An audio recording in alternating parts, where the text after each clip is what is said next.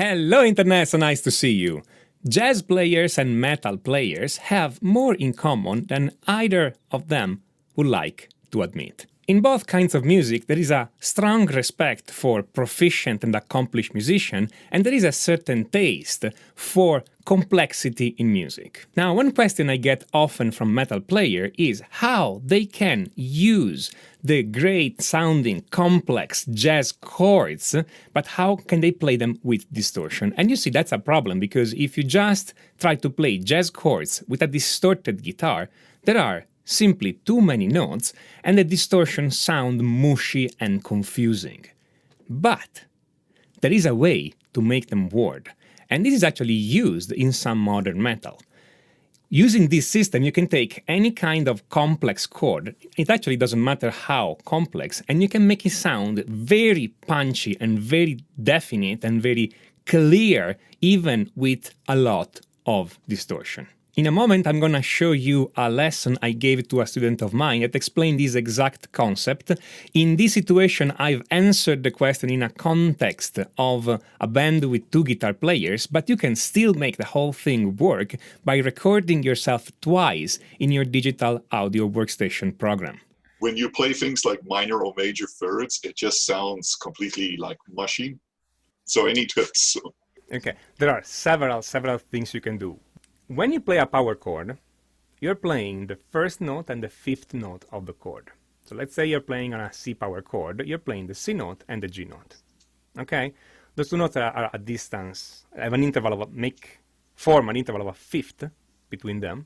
Okay? And this kind of interval works well with distortion. Okay? The more consonant the interval is, the less it breaks the distortion. So octaves work really well, are a bit empty, but they work. Fifths and fourths work really well with distortion. The more you go into imperfect consonants or dissonant situation, the more the distortion breaks. I'm not going to say this simply plainly sounds bad, because some people do like that. Okay, some people like to play half steps on their guitar all day long, you know, like okay. Some people don't. Okay. Not judging anybody here, but if that's what you like, that's what you like. Okay. So, but this definitely breaks with distortion. Okay. So the distortion is an enhancer. It makes everything more extreme in this case. If it's dissonant, it's much more dissonant. Okay. But that's on one guitar, like you were saying. With two guitars, we can play something else on the second guitar. Okay, something that you can do. You can play other two notes that form either an interval of a fifth or a fourth between them, but they're not in the original power chord, or maybe only one is in the original power chord. So here's an example. One guitar plays a C power chord, notes C and G. The second guitar plays an E power chord, higher up, not lower, higher. The notes are E and B. When you put all those notes together, you have C, E, G, and B. It could be C, G, E, and B. It could be any order, okay? But all those notes form a C major seventh chord, which normally you would consider a jazz chord. It is, okay? But when you play it with distortion, with two guitars playing two different power chords and the bass fixing that C bass, it sounds super powerful and much rounder than just a power chord. Okay? Another option, same C chord, power chord, C and G. Of course, I cannot play everything here because I have only one guitar. Okay? So you guys will have to trust me on faith here, and maybe try later with a recording program to record one and the other and see how it works. But another option is this. You have a C power chord, C and G, and higher up you have an E flat power chord. Notes are E flat, B flat. So all the notes are C, G, E flat, B flat. Resultant chord, it's a minor seventh chord, which again is normally considered a jazz chord. When you play it organized in fifth and distorting every fifth separately, it doesn't sound just like a power chord. Okay? And from here, you can go anywhere. Okay? Another option. C power chord, C and G, and G power chord, G and D. Total notes, C, G, D. Well, you can play also with a single guitar.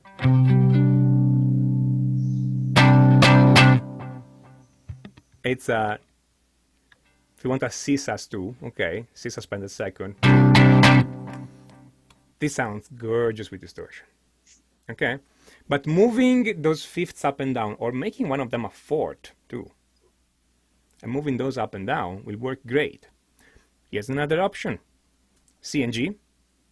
And the other guitar plays an A power chord, and maybe inverted in a fourth, so the notes are E and A. Now the notes are C, E, G, A. That's a C sixth. If I play a C sixth here, it's totally not a metal sound. Totally not a metal sound, okay? But again, that's because I'm playing everything clean on this guitar on a specific inversion. You play it full with bass and two distorted guitar, it's really punchy, okay? Make sense? Yeah. So you can recycle, if you want, most of the jazz guitar theory or the jazz theory in general, or you can just experiment. One of you guys can start playing an E power chord, and the other one can start playing other chords, and just search for the sound that will work together, right?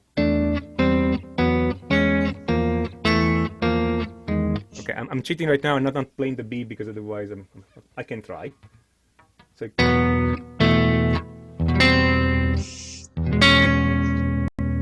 can you imagine these, but with distortion? Okay, put in some aggressive drums or singing, okay, and some interesting rhythm. And this is very metal. Now, you guys have the advantage here because I have 6 strings and you have 7. This means that the low power chord can be really low and the high power chord can be as high as you want. And when you put a little bit of space in between so they don't conflict with each other, if you put a little bit of space, the whole thing breathes more organically. Okay, but which, it's a very technical term, but okay. The whole thing sounds better, it sounds bigger, okay? Much bigger. And when you put a lot more distance between those power chords, so let me try that.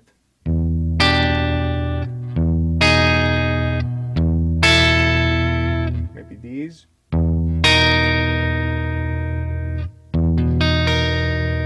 This is distorted, low E power chord, that's an E flat power chord. They're totally not in tune with each other, no?